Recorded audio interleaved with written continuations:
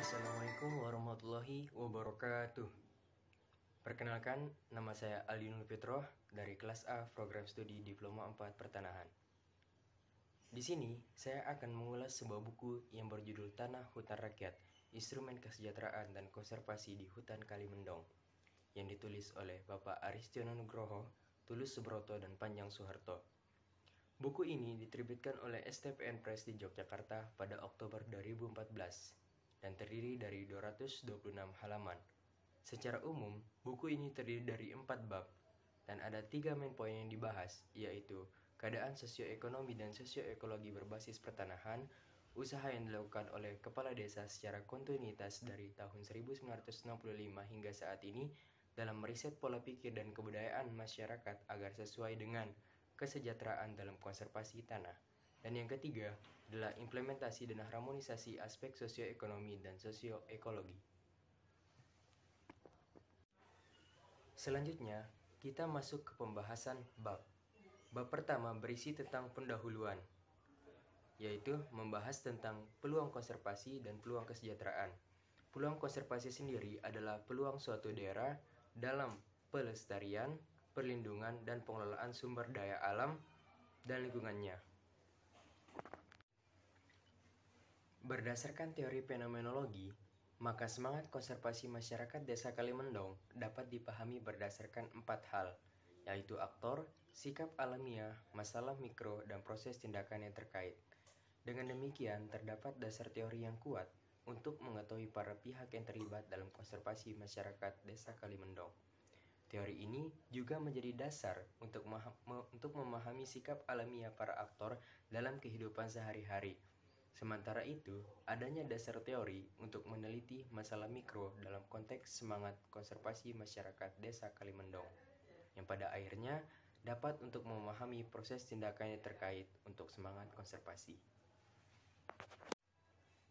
Di samping adanya peluang konservasi, ada pula peluang kesejahteraan.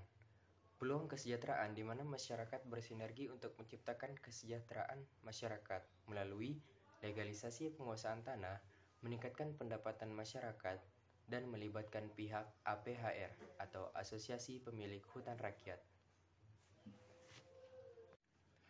Selanjutnya, bab 2 menjelaskan sekilas tentang Desa Kalimendong. Desa Kalimendong adalah salah satu desa di Kecamatan Laksono, Kabupaten Wonosobo, Provinsi Jawa Tengah. Penggunaan tanah Desa Kalimendong didominasi oleh hutan yang terdiri dari hutan negara yang dikelola perhutani di sebelah utara desa dan hutan rakyat dikelola masyarakat di sebelah selatan. Desa ini memiliki luas sekitar 432 hektar yang dibagi atas beberapa wilayah administratif, di mana desa ini terdiri dari 3 dusun. Sebagai bagian dari wilayah Kecamatan Laksono, maka Desa Kalimendong berbatasan dengan Desa Manggis di sebelah utara, Desa Timbang di sebelah timur, Desa Jonggolsari di sebelah selatan, dan Desa Telogo di sebelah barat.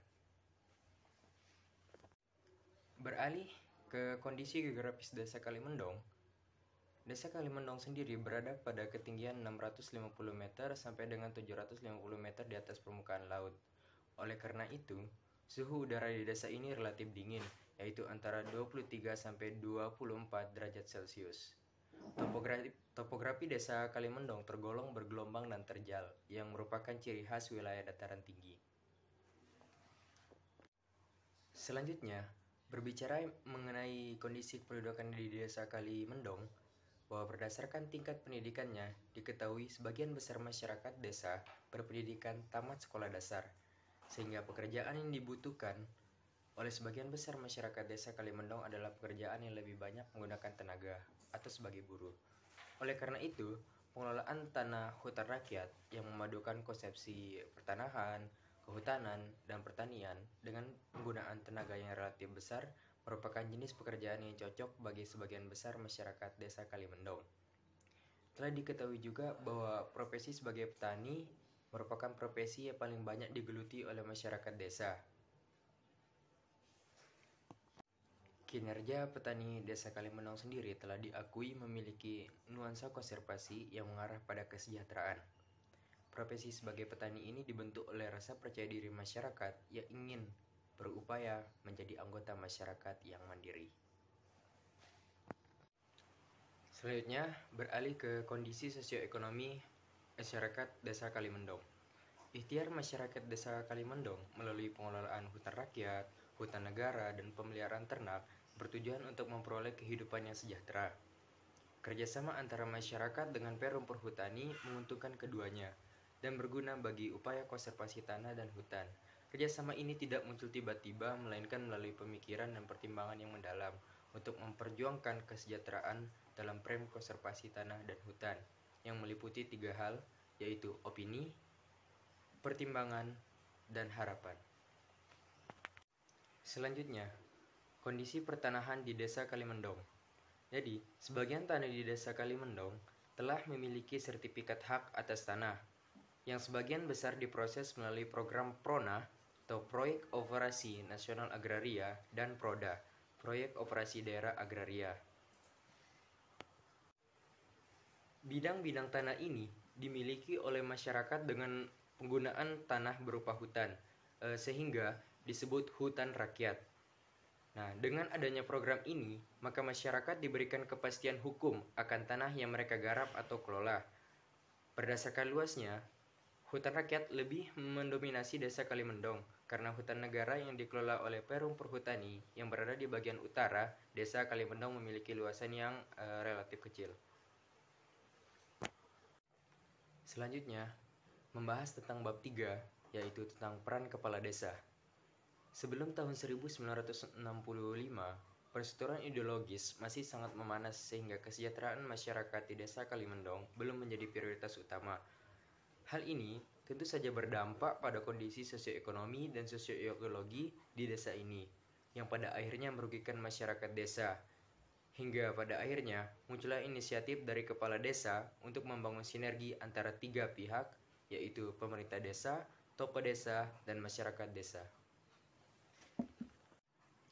Beralih ke tahun 1965, Desa Kalimendong di bawah pimpinan Bapak Mertodiwiryo. Beliau mulai menata situasi dan kondisi sosioekonomi di Desa Kalimendong. Upayanya relatif berat, karena sebagian masyarakat Desa Kalimendong pada saat itu belum bersungguh-sungguh dalam menggarap tanahnya. Banyak bidang tanah yang dibiarkan begitu saja, tidak digarap atau tidak diolah oleh masyarakat. Nah, sementara itu, sebagian masyarakat desa yang berkenan menggarap tanahnya, mereka lebih memilih menanam padi, jagung, ketela pohon, dan kopi.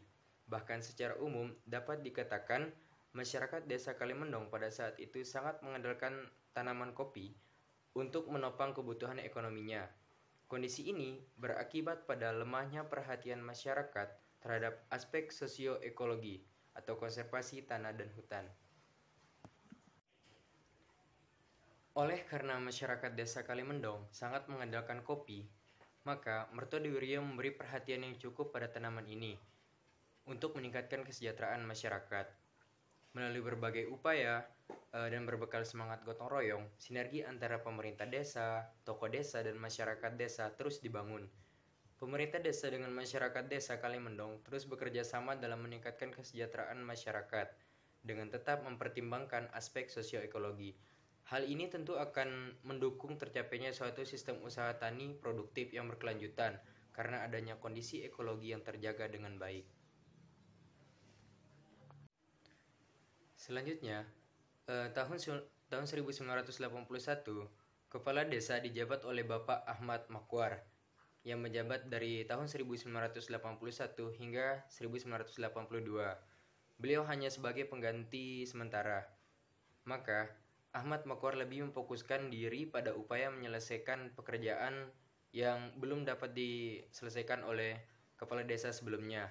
Misalnya, membantu masyarakat agar dapat mengatasi harga kopi yang merosot.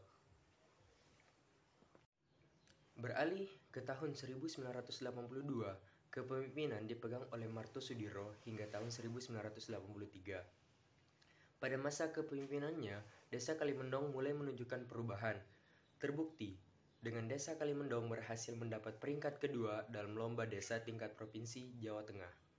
Martosudiro juga berhasil menggerakkan masyarakat untuk membangun kebun gizi di pekarangan, sehingga Desa Kalimendong berhasil mendapat peringkat pertama kebun gizi di tingkat nasional. Berlanjut ke tahun 1983 hingga 1998, Kepala Desa Kalimendong dijabat oleh Mulyadi. Mulyadi menekankan pada masyarakat bahwa tingkat pendidikan merupakan sesuatu yang penting. Ia juga memanfaatkan dinamika sosial yang ada untuk terus menata ulang mindset dan cultural set masyarakat. Sehingga dapat dikatakan bahwa Mulyadi telah melakukan transformasi sosial pada masyarakat Desa Kalimendong agar mereka memiliki tingkat pendidikan yang tinggi serta adat istiadat yang praktis dan hemat biaya. Selain itu, pada tahun 1990-an, Mulyadi juga mulai bersinergi dengan Perum Perhutani setempat. Kerjasama Perum Perhutani dengan masyarakat menunjukkan peran Perum Perhutani sebagai aktor penting dalam menyejahterakan masyarakat, di mana masyarakat diberi kesempatan berpartisipasi dalam mengelola hutan negara. Kerjasama antara Perum Perhutani dan masyarakat Desa Kalimendong kemudian dilanjutkan oleh kepala desa selanjutnya, yaitu Nisro dari tahun 1998. Nisro banyak berupaya untuk mencegah terjadinya konflik-konflik pertanahan, salah satunya dengan memerintahkan pemasangan tanda batas berupa patok batas yang dipasangi prasasti pada bidang-bidang tanah kas desa. Selanjutnya, bab 4 berbicara tentang kesadaran masyarakat. Kesadaran masyarakat akan pentingnya konservasi tanah dan hutan sangat dibutuhkan demi tercapainya kesejahteraan masyarakat itu sendiri. Terbukti, dengan adanya produksi kayu albasia, hasil dari kerjasama dengan perhutani, membantu meningkatkan pendapatan masyarakat setempat. Nah, oleh sebab itu, untuk mendukung hal tersebut, masyarakat membutuhkan pemasaran yang baik bagi kayu albasia yang mereka produksi. Di sini, peran APHR menjadi sesuatu yang penting, terutama dalam memasarkan kayu albasia yang diproduksi oleh masyarakat Desa Kalimendong. Salah satu upaya dari APHR untuk membuka pasar bagi kayu albasia Desa Kalimendong adalah dengan mengupayakan SPLK atau Sertifikat Verifikasi dan Legalitas Kayu. Sebagaimana diketahui, dengan dimilikinya SPLK, maka kayu albasia Desa Kalimendong dapat diperjualbelikan secara bebas karena telah sah secara hukum dan telah terbukti tidak merusak lingkungan atau eco-labeling. Terakhir, hubungan isi buku dengan hak dan kewajiban warga negara, yaitu warga negara memiliki hak yang sama dalam mengelola dan memanfaatkan tanah dalam kawasan hutan untuk kesejahteraan hidupnya. Nah, di samping itu juga merupakan kewajiban warga negara untuk berperan dalam perlindungan dan konservasi hutan demi keberlangsungan hutan di masa mendatang. Sekian yang dapat saya sampaikan. Kurang lebihnya saya mohon maaf. Semoga apa yang saya sampaikan bisa bermanfaat bagi teman-teman semua. Wabillahi taufiq wal hidayah. Wassalamualaikum warahmatullahi wabarakatuh.